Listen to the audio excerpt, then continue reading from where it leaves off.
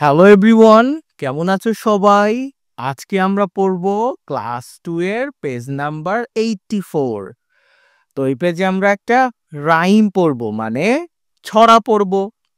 তো চলো, রাইম পড়ার পূর্বে যতগুলো ওয়ার্ড মিনিং আছে সবগুলো পড়ে নেই। লিসেন, লিসেন মানে শোনা। রাইম, রাইম মানে ছড়া। রিসাইট, আবৃত্তি করা।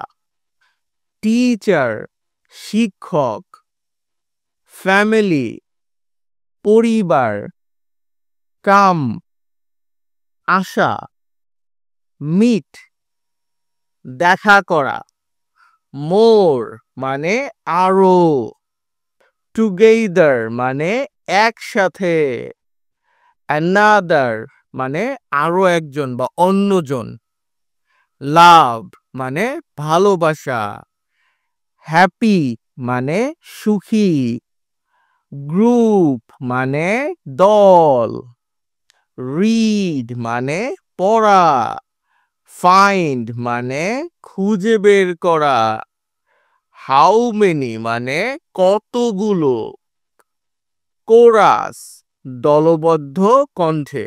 ধরো তোমরা ক্লাসের 5জন বা 6জন মিলে একসাথে তোমরা একটা কবিতা বলতেছো, এটা হলো কোরাস। মেম্বার মানে সদস্য। টেল মানে বলা। গ্র্যান্ডপা মানে দাদু বা নানা। গ্র্যান্ডমা মানে দিদা অথবা নানি। আঙ্কেল মানে চাচা, মামা বা কাকা, খালু, যেটাই বলো। আন্ট মানে চাচি, মামি, খালা অথবা ফুপু। কাজিন মানে চাচাতো, মামাতো, খালাতো বা ফুফাতো ভাই বা বোন। হুম এগুলো একটু ভালো করে পড়বা, তোমাদের এগুলো ডেইলি লাইফে অনেক কাজে লাগবে। ধরো তোমার খালাতো ভাই আসছে, তখন তাকে কি বলবা? সে হলো তোমার কাজিন। হুম আজকে একটা কুইজ তোমার জন্য। ধরো তোমার ফুফাতো বোন তোমাদের বাড়িতে বেড়াতে আসছে, তাহলে সে তোমার কি হলো ইংরেজিতে? হুম দেখি কমেন্ট করে আমাকে জানিও। স্পেন্ড মানে ব্যয় করা। টাইম মানে সময়। তো ওয়ার্ড মিনিং পড়া হয়ে গেল, এইবার চলো আমরা সবাই মিলে কবিতাটা পড়ে ফেলবো। এই তো বলছে, listen to the rhyme. Rhyme মানে হলো ছড়া, আর লিসেন টু মানে শোনো। তাহলে ছড়াটি শোনো। অ্যান্ড মানে এবং। রিসাইট আবৃত্তি করো। উইথ ইয়োর টিচার তোমার শিক্ষকের সাথে। তো চলো আমার সাথে আবৃত্তি করো। তো রাইমের নাম হলো ফ্যামিলি, মানে পরিবার। কাম উইথ মি আমার সাথে আসো। অ্যান্ড মিট মাই ফ্যামিলি এবং আমার পরিবারের সাথে সাক্ষাৎ করো। মিট মানে সাক্ষাৎ করা। Mother, father, sister, brother and me. তাহলে মা, বাবা, বোন, ভাই, 4জন। And me 5জন। তাহলে টোটাল 5জন তারা। দেয়ার আর সাম মোর মেম্বার্স সেখানে আরো কিছু সদস্য আছে।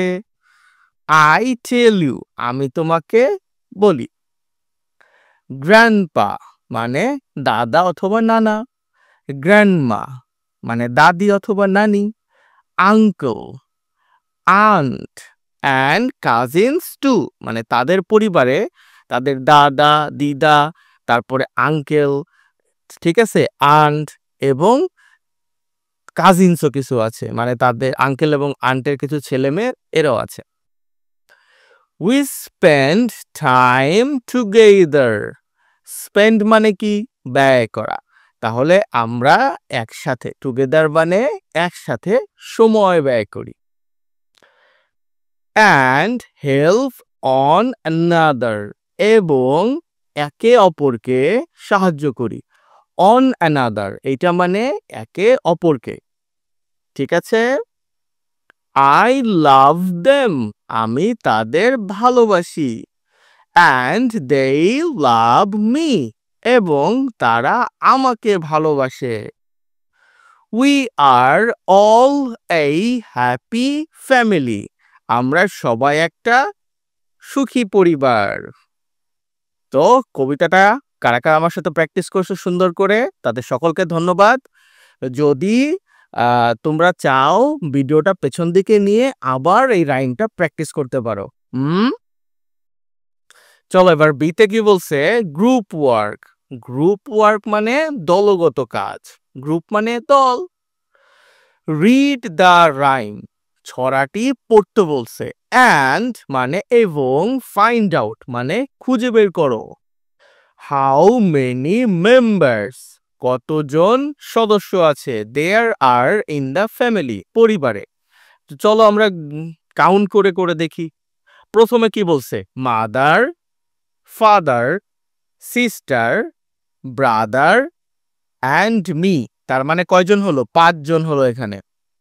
এরপরে আরো কিছু মেম্বার কে কে বলছে, গ্র্যান্ডপা, গ্র্যান্ডমা, আঙ্কেল, আন্ট, আরো সাথে কাজিন আছে, তার মানে 4 জনের পরেও আরো আছে। আগে ছিল 5 জন, পরে হয়েছে 4 জন, কত হলো 9 জন। এরপরে কাজিনসও আছে কয়েকজন। এখন কাজিনস কয়টা আছে জানি না, তবে এইখানে যেহেতু অ্যান্ড কাজিনস বলছে আমরা একটা ধরে নিছি। ধরো 10 জন সদস্য আছে, এখানে কাউন্ট করে দেখি তো কয়জন আছে। 1 2 3 4 5 6 7 8 9 10 10 জন সদস্য আছে। অ্যান্ড কাজিনস এখানে এইটা বললে ভালো হতো যে অ্যান্ড এই কাজিন টু।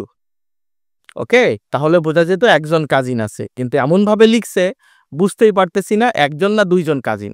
তবে আমরা একজন ধরে নিছি। কিভাবে ধরলাম, এখানে যে ছবি দেয়া আছে সেগুলো দেখে। সবগুলো কাউন্ট করে কয়জন হলো, 10 জন হইছে।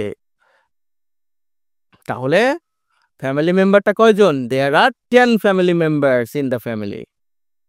এরপর কি বলছে, রিসাইট দ্য রাইম মানে ছড়াটি আবৃত্তি করো, ইন কোরাস দলগতভাবে।